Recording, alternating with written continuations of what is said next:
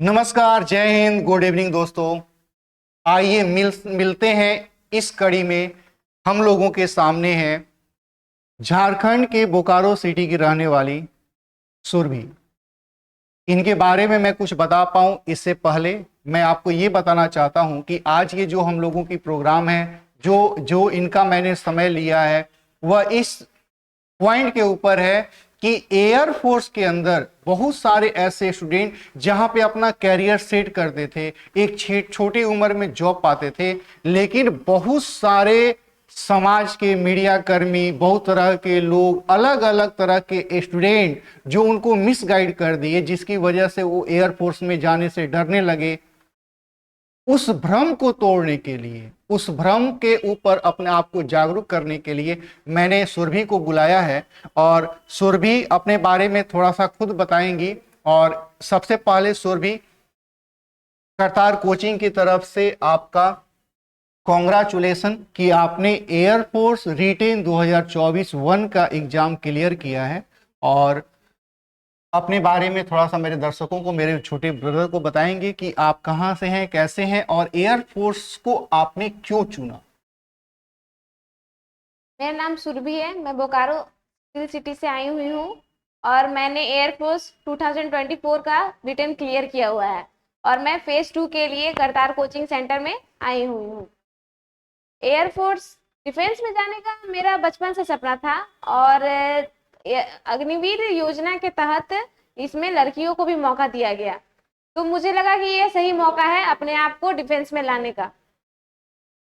निश्चित तौर पे जैसा कि सुरभि ने कहा कि इससे पहले अग्निवीर स्कीम का सबसे बड़ा बेनिफिट ये है कि हम में से वैसे बहुत सारे गर्ल्स कैंडिडेट, बहुत सारे गर्ल्स स्टूडेंट जो अपने जॉब को अर्ली चाहते थे, बहुत छोटी उम्र में चाहते थे, लेकिन उनको 18 साल का वेट करना पड़ता था। लेकिन डिफेंस के अंदर 16.5 साल की उम्र में, अभी आप इनका एज जानेंगे, अभी 16.5-17 साल इनका एज ही हुआ है, जस्ट बिगिनिंग ही हुआ, अभी एज अपने शुरू हुआ, जहां पे लोग सोचते हैं कि मुझे जॉब में पढ़ना है, जॉब के लिए पढ़ना है, इस जॉब में जाना है और जाना, ये सोचते हैं लोग, और ये जॉब के अंदर अपने आप को बना पाई है। ये किस वजह से हो पाया? अग्निवीर स्कीम की वजह से हो पाया। बहुत सारे लोग इसकी वजह से भी इसका विरोध करते हैं कि गर्ल्स को एयरफोर्स में मौका मिल रहा है, गर्ल्स को आर्मी में मौका मिल रहा है, गर्ल्स को नेवी में मौका मिल रहा है।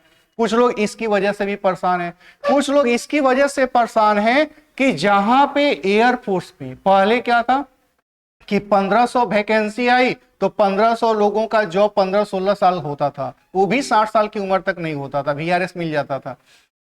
अभी अग्निवीर स्कीम में क्या है कि सीट की संख्या बढ़ गई है, 7,000, 8,000, 9,000 ऐसे बेसिस पे हम लोगों का रेगुलर अपना वैकेंसी है और उस वैकेंसी में से 25% लोग को परमानेंट किया जाता है।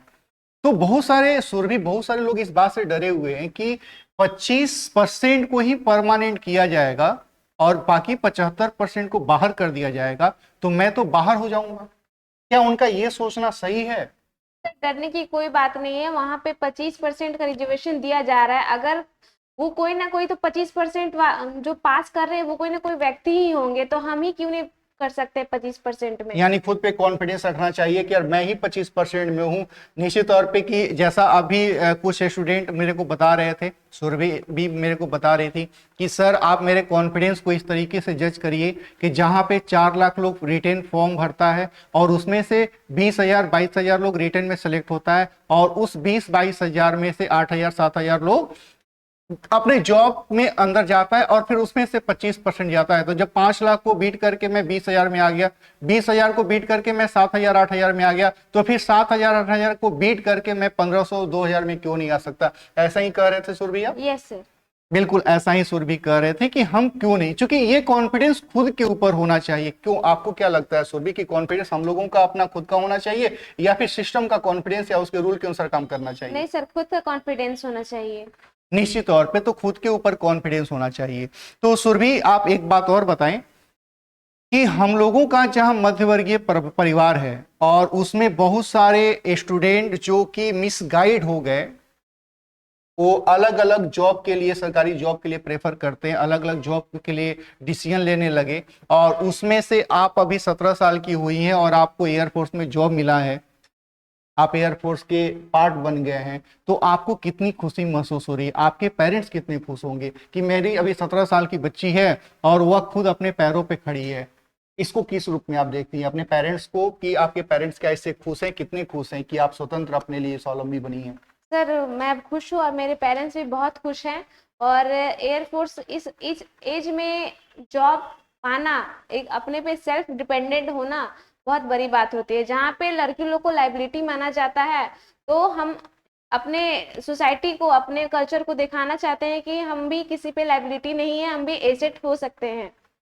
ये बहुत बड़ी बात है। इन्होंने कहा कि जहां लड़कियों को भार माना जाता है, मैं अपनी भाषा में बोलूं, लड़कियों को भार माना जाता है इस समाज में, तो अगर हम इतनी छोटी उम्र में साढ़े 16-17 साल की उम्र में अगर भारत सरकार के अंदर काम करने लगे, भारत सरकार का एक अंग बन जाए, तो फिर आने वाले समय में हमको भार नहीं समझा जाएगा। और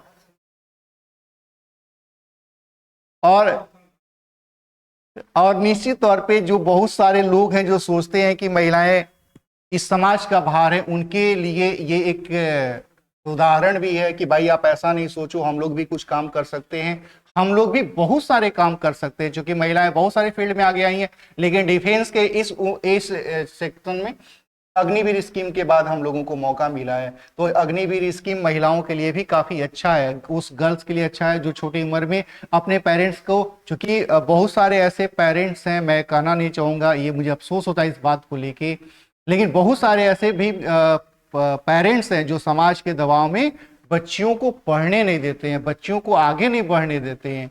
और एक से एक एग्जाम्पल मैं दिखाऊंगा गर्ल्स की जो इतनी मेहनत कर रही कि वो अपने जॉब के लिए चेन्नई तक गई और फिर वहां से सिलेक्ट हुई। और आप लोगों का भी अपने घर से आना, जैसा इन्होंने कहा कि मैं बोकारो से यहाँ पटना में, पटना करतार कोचिंग के अंदर पढ़ने आई।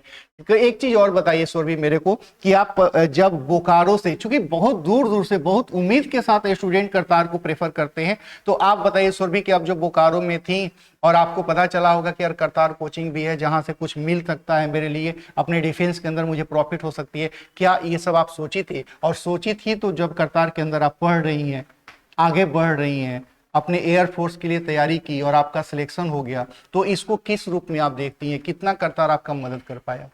सर करतार के बारे में मैंने बहुत बार सुना था, बहुत सिलेक्टेड बच्चों से फीडबैक भी लिया, बहुत अच्छा फीडबैक आया, तभी मैंने करतार कोचिंग सेंटर ज्वाइन किया। ज्वाइन करने के बाद यहाँ बहुत सपोर्ट मिला, क्योंकि मैं स्टार्टिंग डेज में बहुत घबराती थी, बहुत मतलब रुक रुक के बोलती थी, लेकिन यहाँ पे सपोर्ट और इतना मोटिवेट किया गया कि हम अच्छे से अपना रिजल्ट दे पाए।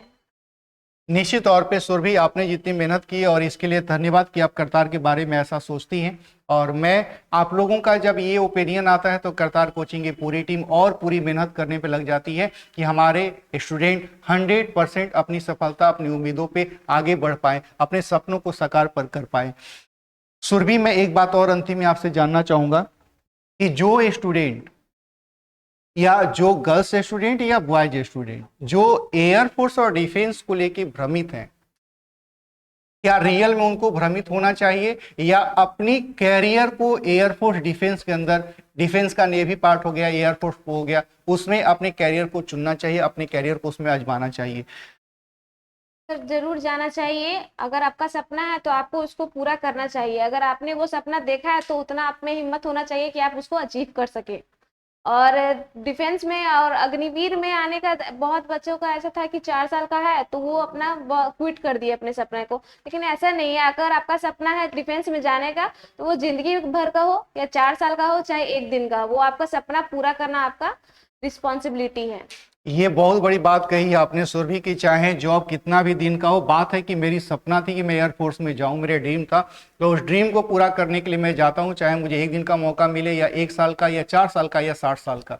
ये बहुत बड़ी बात आपने कही है। लेकिन मैं आपकी तरफ से निश्चित तौर पर उन स्टूडेंट को बताना चाहूंगा कि भैया आप बिल्कुल ही भ्रमित ना हो उन लोगों पे, उन लोगों की बातों पे जो खुद कहीं नहीं है और आपको गाइड करते हैं कि आप यहां जाओ, जिनका खुद ही ठिकाना नहीं, वो आपको क्या गाइड करेंगे।